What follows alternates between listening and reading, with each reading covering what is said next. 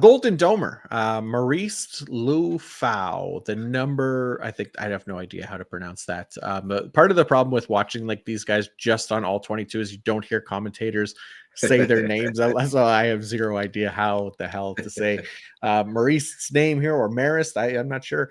Marist Liufau, the number 5 ranked linebacker on the PFF big board. But let's get into him. Where are you at with him?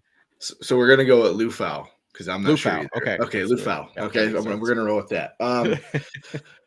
Yeah, so Liufau. I thought, solid build, good arm length, 34.25-inch arms. So you like the tackle radius there. Aggressive dude. He's got the long hair coming out, curly hair, and the tattoos. Like he just looks like a dude built to play football. Yeah, aggressive dude, plays with high effort. Saw that right away. He might not always be right with his reads, but to me, it looks like he trusts what he sees and just goes with it. I can appreciate that. So I thought there was, some upside with him as a blitzer. I thought he could be crafty, navigating traffic to get pressure sometimes. He also is used out wide a little bit at Notre Dame. So teams, they might be able to get a little creative with him if they want, move him around a little bit. He graded out well in coverage, 84-1. So, he's got the length there to be disruptive, getting passing lanes and stuff. So a little bit upside there as well with him. So that in the, a little bit of coverage upside, some blitzing upside. He's an intriguing guy, right? And he's fun to watch. I really had a lot of fun. He was one guy when I watched his tape, I was like, I didn't watch a whole lot of Notre Dame games. And when I watched his tape, I saw a few, but I was like, man, this guy's sticking out. I missed watching him, during the season, how much he stood out to me in tape. I thought he was a lot of fun. Some concerns. A little bit of an injury concern. He had an ankle injury to cost him all the 2021 season. So that's a bummer. Statistically, never really put up real big numbers in college. That's not the end all be all or anything, but he requires a little bit of projection there because he never quite hit necessarily eye popping numbers, but. Missed tackles. He had a career high 10 in his final season.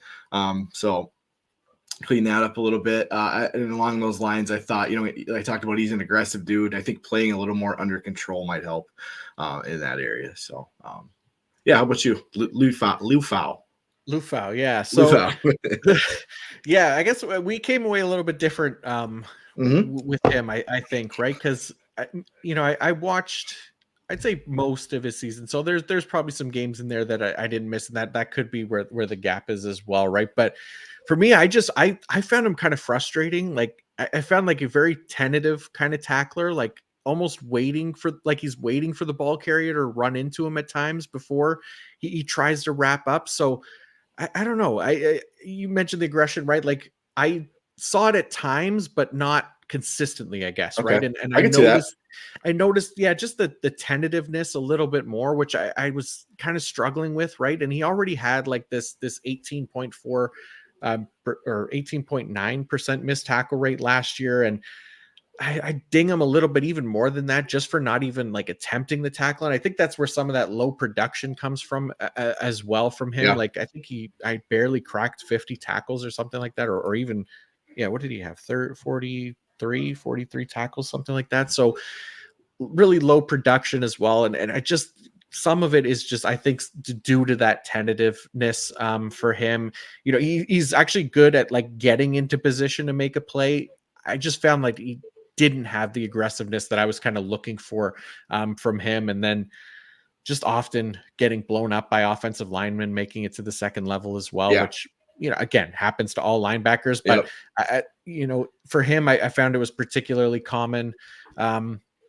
Yeah, he had a good bit of usage as a pass rusher or blitzer over the past couple of years. He's been fine in that regard as well. 36 pressures, 6 sacks on 241 attempts. And there's definitely those moments, right, where he flashes that speed and that burst off the snap and he closes quickly. But similar issues kind of wrapping up and finishing the play, right? So that's where I struggled there again. In coverage, there's decent examples of him as well where he's able to cover downfield or make plays on the ball in the air. But I don't know. For me, like I was nothing that I was like excited about for him, or that separates him from kind of the rest of the class at linebacker. And I don't know. I was bummed out, and I feel like I'm being a downer two No. players in a row here, right? But but I will get excited for linebackers again in a little bit. But yeah, I just got a lot of kind of Jag vibes from Lufau. Unfortunately, like there's like I said, moments of burst and Yeah. physicality taking on those blockers or getting Yep. to his gap, but just not enough finish there. And then that hesitancy once he was in position just kind of killed it for me. It was almost like there were times where I wrote down like he's surprised that he made it to the ball carrier at times, and then he panicked, and then I Yeah. like.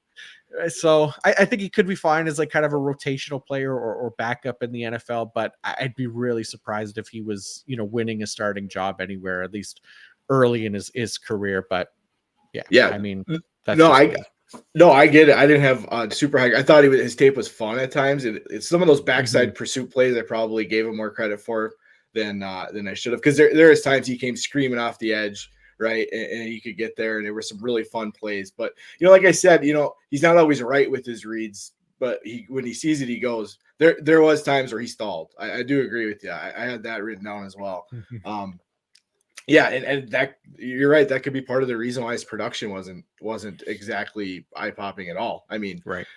and no, you just there were it's a lot of highs and lows, and sometimes that'll catch your eye when you like. There's not much going on. Boom, he makes his play that you chart. And you're like, oh, okay. But no, Right. I don't have the highest. I think he's interesting, but I don't have. I think he's a day 3 guy all day. I don't see him. I don't see him creeping up in day 2.